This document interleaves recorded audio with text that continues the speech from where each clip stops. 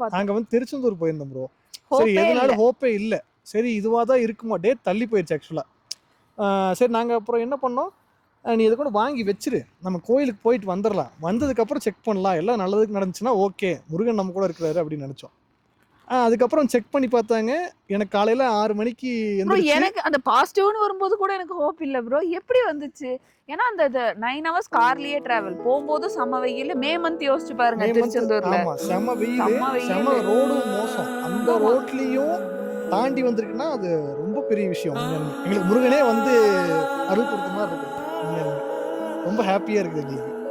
ஆராரிராரிரோ ஆராரிராரிரோ ஆரிராரோ ஆரித்தாரிராரோ ஆராரிராரிரோ ஆராரிராரிரோ ஆரிராரோ ஆரித்தாரிராரோ போக போக தூரம் போக தூரல் நீளும்.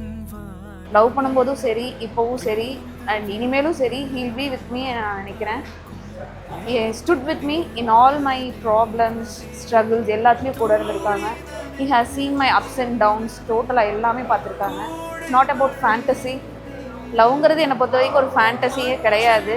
இன் ரியாலிட்டி வரும்போது லவ் அப்படின்னா ஒருத்தவங்க புரிஞ்சுக்கிட்டு ஒருத்தவங்களுக்கு ஒருத்தவங்க எவ்வளோ சப்போர்ட்டிவாக, எவ்வளோ கம்பேனியன்ஷிப்போடு இருக்கும் அப்படிங்கிறத ரொம்ப முக்கியம்னு நான் நினைக்கிறேன்.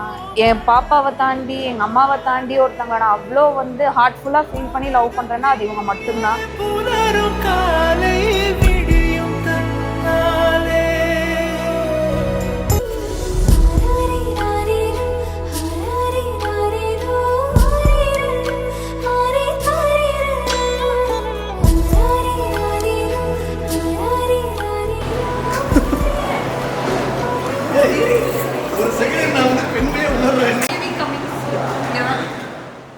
அந்த ஒரு ஈகோ ஜீரோக்கு கீழே ஏதாவது இருக்கா, மைனஸ் மைனஸ் மைனஸ் மைனஸ் மேலிகோ ஒரு பர்சன் கூட அவங்க கிட்ட கிடையாது. இதனால நான் பார்த்துக்கிறேன், நான் செய்கிறேன், நான் இருக்கேன், எல்லாமே நான் பார்த்துக்கிறேன் அப்படின்னு சொல்லக்கூடிய ஒரு டைப் ஆஃப் மென் வந்து ஃபியூ, எனக்கு தெரிஞ்ச ஃபியூ.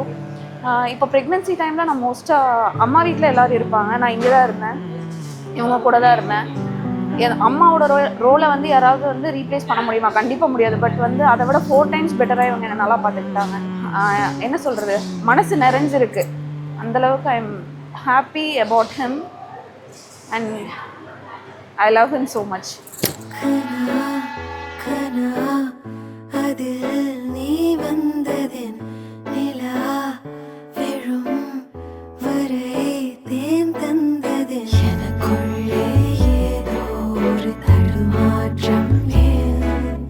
பசி எடுக்குது அச்சுக்குட்டிக்கு. நாங்கள் வந்து பாப்பாவை வந்து அச்சுக்குட்டின்னு தான் கூப்பிட்றோம்.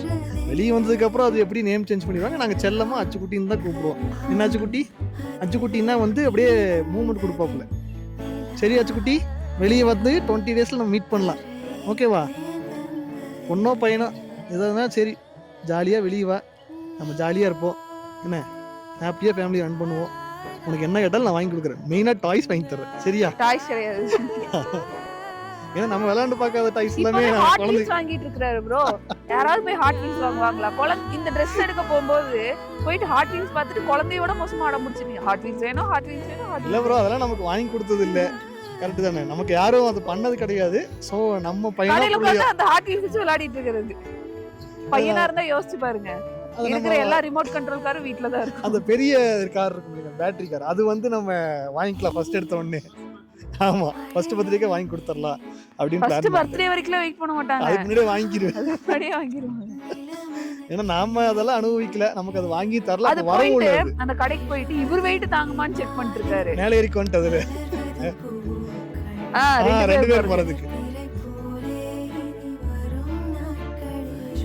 என்னோட பிரெக்னன்சி ஃபீலிங்கை தாண்டி என்னோட ஹஸ்பண்டோட கேர் அண்ட் சப்போர்ட் தான் வந்து ஐ எம் ஃபீலிங் வெரி பிளெஸ்ட்னு நான் நினைக்கிறேன்.